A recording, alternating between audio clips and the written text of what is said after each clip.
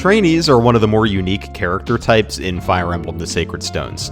These units start with terrible bases and in sort of a baby class that promotes into a normal base class. The first trainee to join your army in Fire Emblem 8 is Ross, the Axe trainee. And he's one of the more interesting units in Sacred Stones because he's often thought of as the good trainee, or at least the trainee worth using. But what are the problems that other trainees have that Ross avoids, and how well does he compete for a spot in your army, and why is he so well loved by FE8 players? Well, let's start by taking a look at the problems with other trainees that Ross avoids. The big one is that Amelia and Ewan, the other two trainees, join way later in the game, but with similarly bad bases to Ross. This means they'll start relatively further behind your other units, and also further behind the enemies. This can make them pretty difficult to train, particularly for Amelia, who can do very low damage and doesn't have an accurate 1-2 ranged weapon.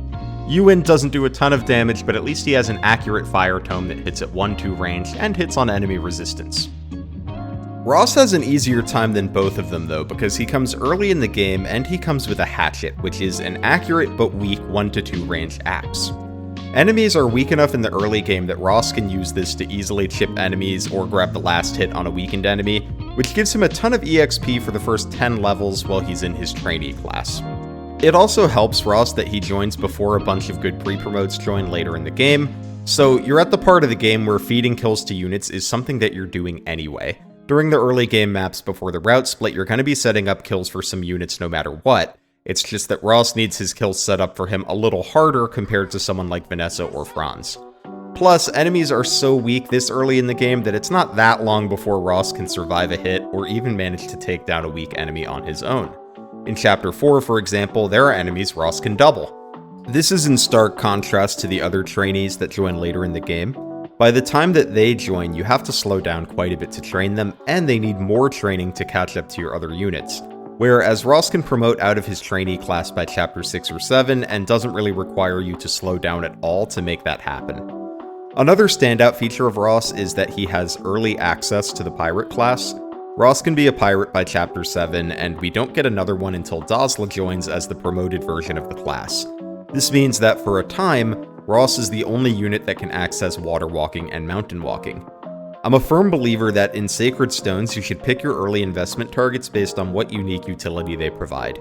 The game gives you plenty of good combat units in the form of Seth, Saleh, Dusel, and Garrick, so the best early growth units bring something to the table besides combat, whether that be Vanessa's flying, Artur's Slayer and Staff utility, or Franz's rescue and mounted utility.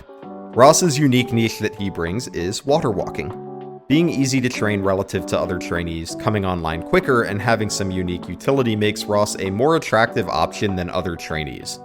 Plus, if we're gonna use a unit whose gimmick is that they have lots of room to grow, we might as well pick the one that's around the longest and thus has the most time to grow, right? Well, sort of.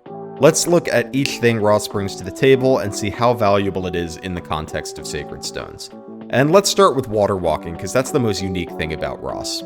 Water walking and peak walking have two primary advantages. On a couple maps, it allows Ross to get somewhere where non-flyers can't. Perhaps most famously, on Chapter 7, Ross can cross the river and the mountains, allowing him to rescue drop a unit over and save you some time. This is mostly relevant in LTC contexts, as it's just a one-turn save, but it is an example of the kinds of things that water walking can open up. It can be used again in Erica Route Chapter 9 to help deal with the pirates. In this case, water walking is not the only way to deal with the pirates and save the southern village, but it's another option that Ross provides you, and that's nice, especially in a draft or Iron Man, where you may not have access to Vanessa or Tana. I recently did a draft where my only units for Chapter 9 were Erica, Kyle, and Ross was instrumental in diverting the pirates and saving the villages. Peak walking and water walking can also be used as a tool to increase Ross's durability situationally. If he can end his turn on a mountain, he enjoys a hefty evasion and durability boost that most other units don't have access to.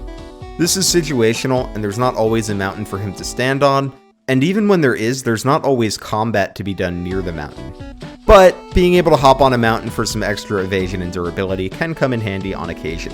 Still, on the whole, I think water walking is a little less important than it has a reputation for. It is a nice to have, but it's only really meaningful on a couple maps per run, and even then, it's just not super important. Like, Chapter 7 is one of the big use cases for water walking, but at the end of the day, it's just a small turn save. Unless you're going for a low turn count run, you might not even care about that. You can just have Vanessa do the rescue dropping and take an extra turn or two. Notably though, if you want Ross for just his water walking utility, he doesn't actually need a ton of levels, he just needs to get to Pirate. So you could potentially use him for water walking and peak walking without investing that much EXP into him. So that's Ross's water walking and peak walking utility, but what about his combat? On the surface, trainees seem like they promise excellent combat eventually.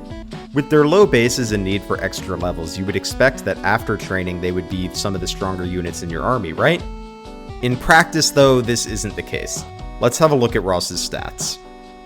His bases are very low, as is to be expected from a trainee. But once he's had his first 10 levels, which are extra fast because he gets a lot of experience while he's in his trainee class, he looks more like this. Often people like to compare him to Garcia since they're both axe units and they join in the same chapter. So let's look at his stats here, and let's also take a look at Franz, because he's another common early EXP target, and Ross is really competing with all of those early EXP targets, not just with Garcia. I gave 4 levels to Franz and Garcia to represent the levels that they would have gotten if we gave them kills instead of Ross, and in these comparisons, Ross is looking like a decently respectable unit. He has a lead on Franz and Garcia in strength, and he's comparable to Franz in bulk, but both of them are less bulky than Garcia. Ross's big issue is his speed. On 6 speed, he's going to be struggling to double things, and to make matters worse, his con is only 10, so he's actually losing 2 points of speed on a hand axe. And this limits his ability to 1-2 range with weapons other than the hatchet, but using the hatchet negates his strength advantage. So all in all, he's looking okay, but not special after his initial promotion into Pirate. By the way, the reason Ross goes Pirate is because that gives us access to water and peak walking, but it also gives us +1 speed, whereas other promotion options either don't give us speed at all or don't until we get to the tier 2 promotion in the case of Hero. The problem with Ross just looking okay after his first 10 levels is that he no longer levels faster than other options, because he's not in his trainee class anymore. So the only way he's going to become better than them is if his growths are significantly better than theirs. But they're just not. Here are the growths for the same 3 units. Ross has a pretty good strength growth, but it's not higher than Garcia's, and his speed is also going to continue to be a problem. His growths aren't necessarily bad overall, but they aren't better than his competition, meaning that after his quick 10 levels, he's no longer improving at a faster pace than other units are.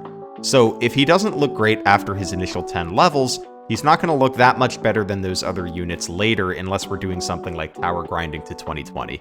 Because everyone's getting EXP at the same pace now, at least until the next promotion. So that's how Ross looks compared to some other units in terms of combat, but let's see how his stats hold up in comparison to enemies. I mentioned that Ross's speed is a problem, but how much of a problem is it? Sacred Stones is known as being a game where it's pretty easy to double, but I think it's a little harder than some people think.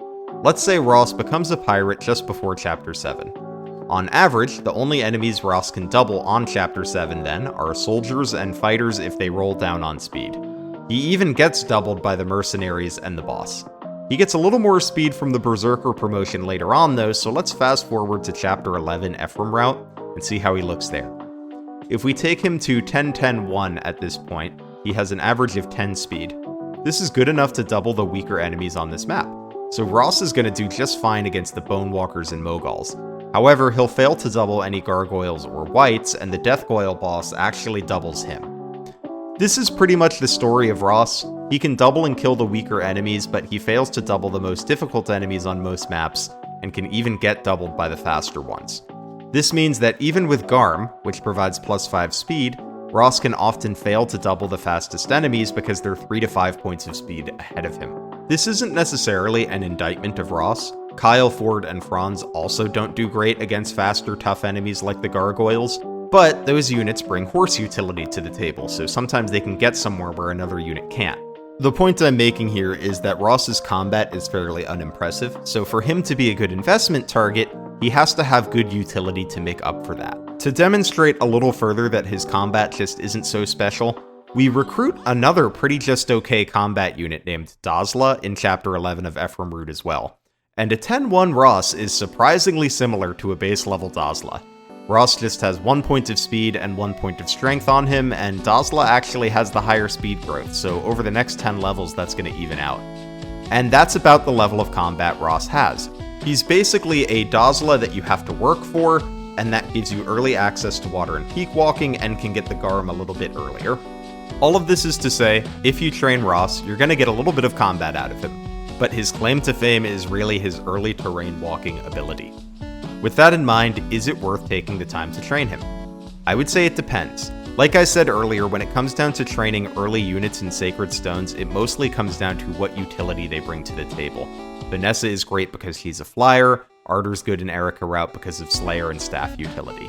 Any good combat you do is a bonus, but the utility is the most important thing that we're getting out of these early units that we're investing in. This is a reason why I'm not terribly interested in training a unit like Garcia most of the time. He has no unique utility, so the reward for training him is just an extra combat unit that's probably worse than the ones the game gives you for free, and who doesn't have any utility that opens up new strategies. Ross does have some utility in the form of water walking, and he also has the advantage of promoting with the Ocean Seal, which is a very non-competitive promotion item, and his combat is passable but not special. Is that good enough? In Erica route, I think the answer is usually no. Experience is pretty competitive in early Erica route because there are multiple units with good utility later on. Vanessa is your strongest flyer on Erica route, and Arter's Slayer is valuable for the tougher monsters in the route maps in Erica mode. And then he can provide you staff utility later. With that in mind, every kill Ross is getting in Erica mode is a kill Vanessa and Arter can't get. So giving Arter or Vanessa an extra 3 to 4 levels instead of training Ross is a reasonable choice. Unless you really value the turn save on Chapter 7 from water walking, I think you're better off with one of the other project units compared to Ross in Erica mode.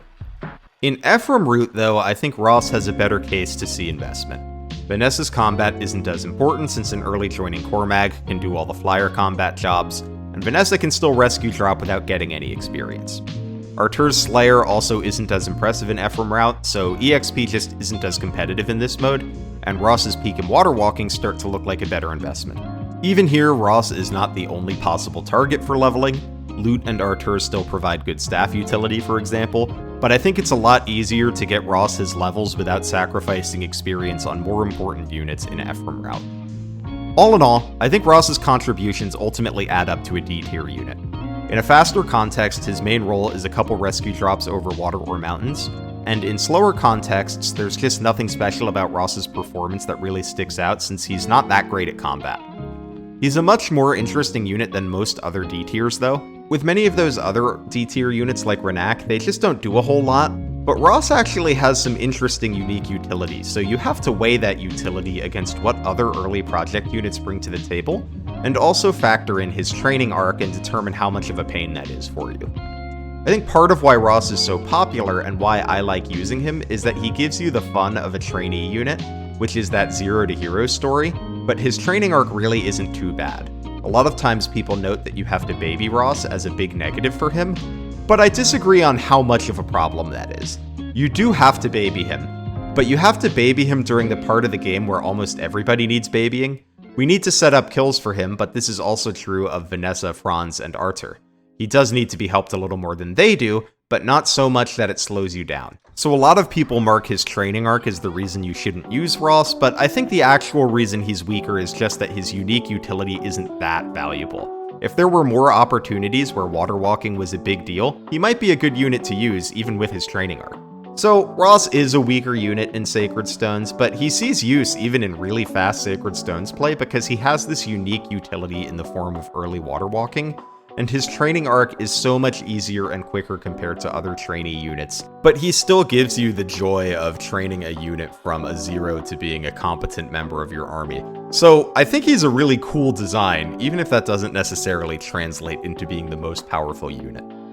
What do you think of Ross though, or are there any other units that you think are interesting or under-discussed?